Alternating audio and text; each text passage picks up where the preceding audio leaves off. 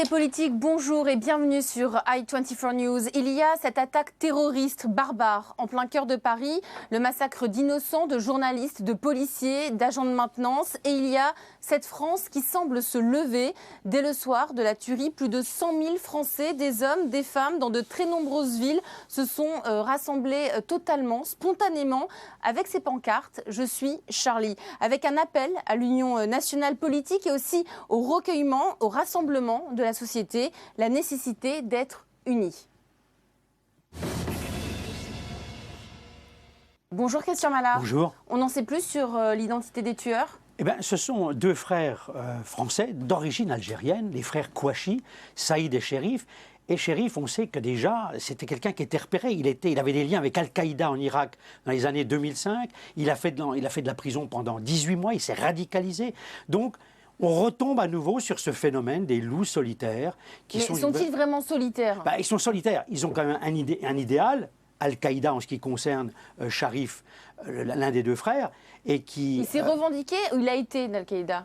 Il a été d'Al-Qaïda, mais c'est quelqu'un qui est reparti, d'après ce que j'ai compris, en Syrie il n'y a pas longtemps, et qui fait donc partie de ces djihadistes, que nous en avons 1232, je vous le rappelle, sur notre territoire.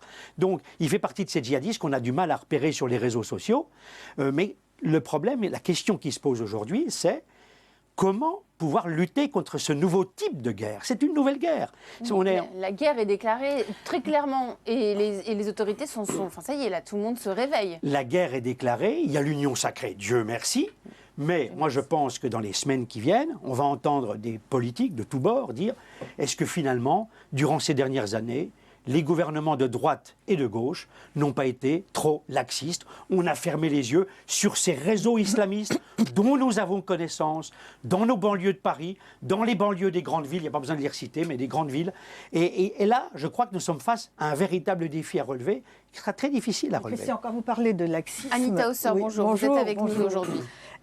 Quand vous parlez de laxisme, c'est facile de dire laxisme, oui. Mais est-ce que, quand vous dites on peut pas mettre, on dit on ne peut pas mettre un policier derrière chaque djihadiste. C'est vrai. Ça c'est une chose, mais c'est pas un policier, c'est 3, 4, 5. Donc c'est absolument impossible. Oui. Alors la police, elle se base aussi sur les indicateurs. Ce que je veux dire, c'est qu'on n'a pas fait durant ces dernières années assez de prévention. On n'a pas fait assez de prévention alors qu'on a quand même des services. Enfin, qu'en 2007, Nicolas Sarkozy parle de carchérisation dans les banlieues, il fait aussi allusion à ce genre de choses. Non, là c'est la délinquance. Non. Il parle de la délinquance, il n'y a pas des terroristes dans la délinquance. Si vous consultez des représentants de nos différents services de surveillance du territoire, et j'en connais, tous vous disent que depuis des années... Ils viennent pourtant des banlieues, ces gens-là. Ils démantèlent des réseaux, des gens avec des kalachnikovs, on revient sur les kalachnikovs, dans les banlieues, voilà. À Montreuil, dans le nord de Paris, beaucoup dans le nord de Paris. Donc les signaux ont été aperçus depuis de nombreuses années. Mais tout a été fait au moment, quand on a créé les GIR, vous vous souvenez des GIR, sous Dominique de Villepin, ça n'a pas suffi. Je veux dire, il y a un phénomène qui est ce qu'il est et qu'on n'arrive pas à maîtriser. Alors, vous dites, est-ce qu'on a fait assez de prévention ? La législation est constamment renforcée, constamment. Ouais. C'est-à-dire récemment, quels sont les résultats on a arrêté beaucoup de monde. Ils ont déjoué des attentats. Oui, le gouvernement n'a pas communiqué, mais apparemment, il y a eu 5 attentats qui ont été déjoués. Donc, c'est extrêmement délicat. Moi, franchement, je ne jetterai la pierre à aucun gouvernement dans ce domaine. D'autant plus que je veux quand même citer Manuel Valls, qui récemment, il y a 4-5 jours, disait haut et fort « Jamais la France n'a été autant menacée par le terrorisme ».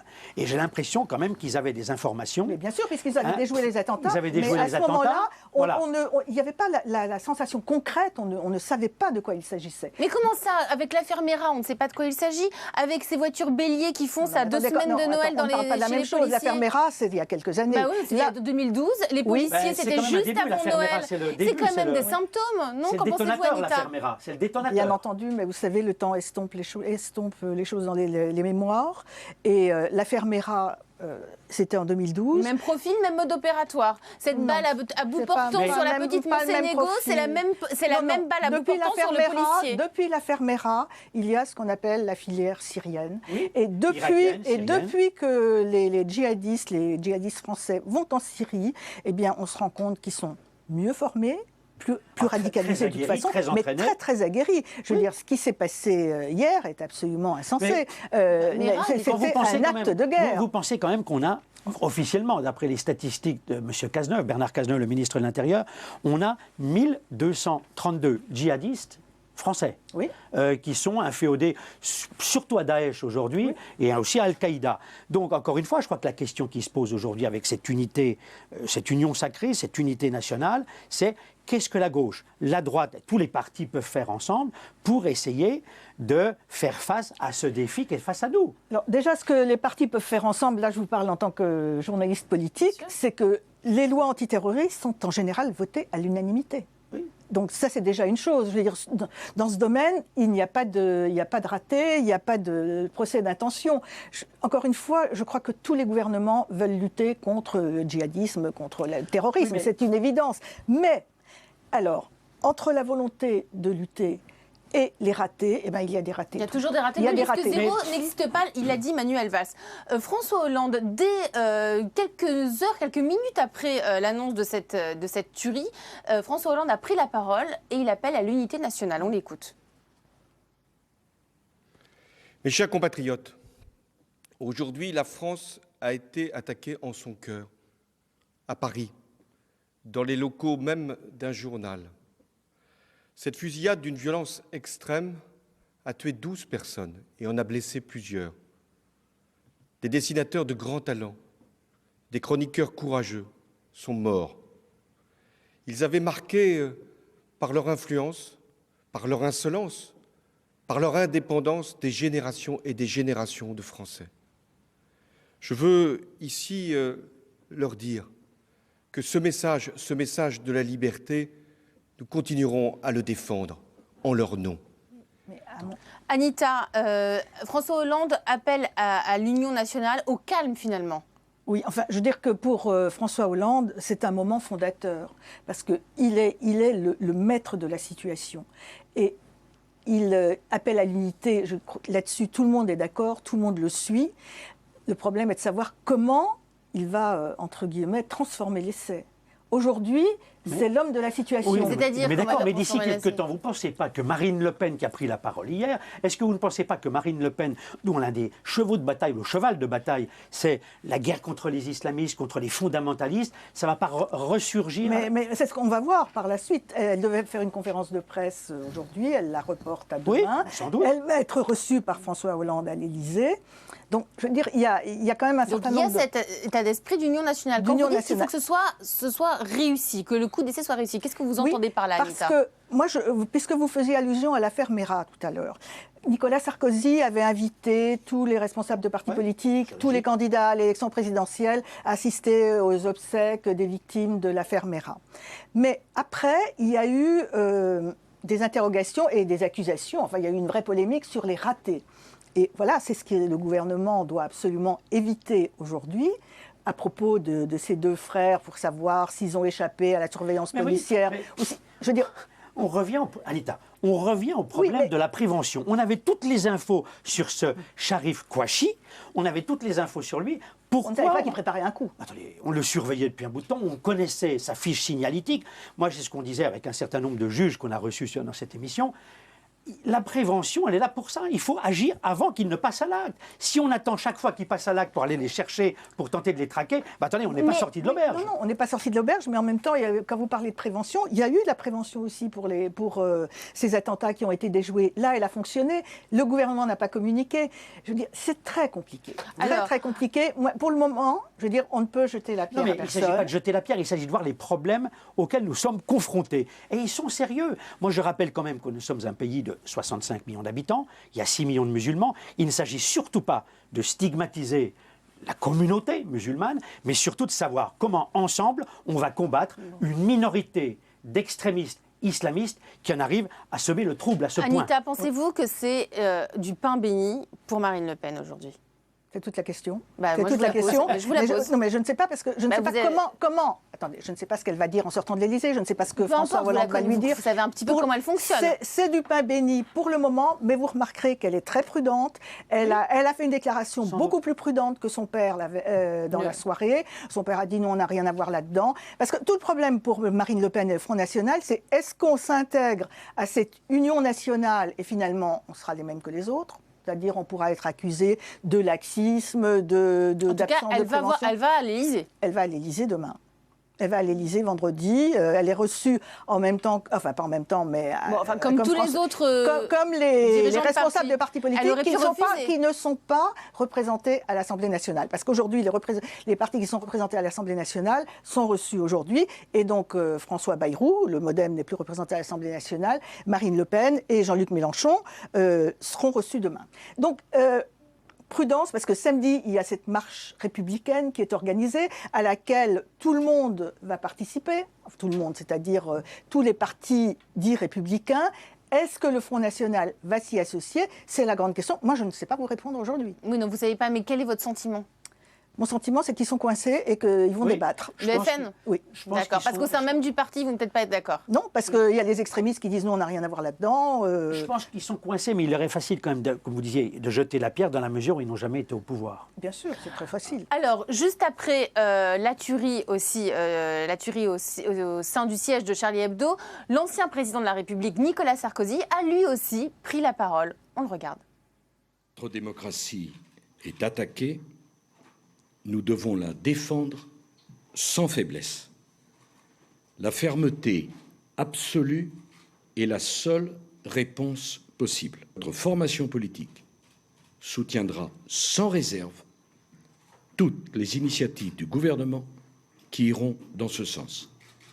Tout simplement parce qu'en ces heures tragiques, c'est un impératif d'unité nationale auquel nul ne peut ni ne doit se soustraire.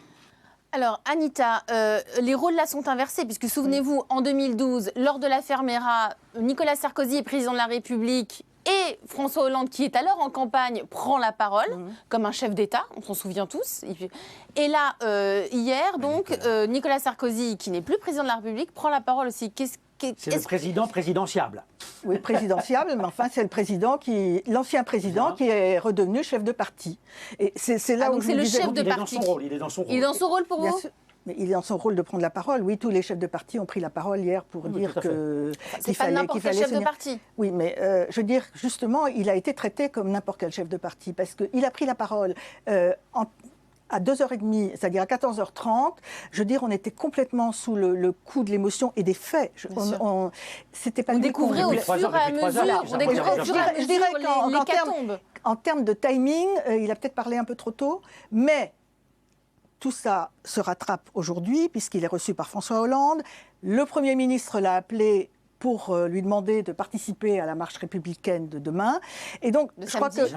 De samedi, pardon. Et donc, je crois qu'il faut que Nicolas Sarkozy, et ça doit être très très difficile pour lui, se rende compte qu'il n'est pas aux manettes. Je veux dire, c'est tout le problème. Aujourd'hui, c'est François Hollande, Manuel Valls et Bernard Est-ce que vous avez Cazeneuve. le sentiment que cette trêve solidaire, je l'appelle comme ça, va encore durer longtemps? Elle va durer quelques semaines. Je veux dire, elle va s'estomper doucement si on ne découvre pas de bavure, parce que c'est tout le problème. Si on découvre qu'il y a effectivement eu manque de surveillance, que les services de police étaient informés des intentions de ces deux-là, parce que, encore, vous le dites vous-même, il y en a 1232. Oui, c'est ça, 1232. Donc, on ne peut pas être derrière les 1232. C'est pour ça que le rôle dont on ne parle pas, des indicateurs, est très important. Dans les banlieues, il faut que les policiers soient informés. Et donc, ils ont des gens qui les informent. Il faut que les policiers soient mieux armés. Regardez, ce pauvre policier qui a été tué avec un 7,65 face à des kalachnikovs, il y a un problème de sous-armement face à du surarmement. Je ne suis pas d'accord avec vous. Le soutien international, dernier aspect de la chose. Ça, c'est formidable parce qu'on a entendu Obama, on a entendu Cameron, on a entendu Mme Merkel. Parce qu'aujourd'hui, j'ai le sentiment que l'Occident réalise enfin enfin, ils se réveillent en se disant on a quand même un vrai problème, une vraie guerre à mener. Ça peut arriver chez nous. C'est arrivé en Australie, au Canada, en Belgique, je vous le rappelle, et ça peut arriver encore chez nous et dans d'autres pays. L'Allemagne, l'Angleterre, bon, on le sait très bien. Donc c'est un véritable défi à relever. Et là, je crois qu'il faut que tout le monde soit main dans la main et qu'on empoigne ce problème vraiment de façon sérieuse. On est en guerre. J'avais dit plusieurs fois on est en guerre de religion. Je dirais on est en guerre de religion avec des islamistes fondamentalistes. Christian, il y a Al-Zahar qui a aussi... El-Azhar, qui a montré son soutien à la France.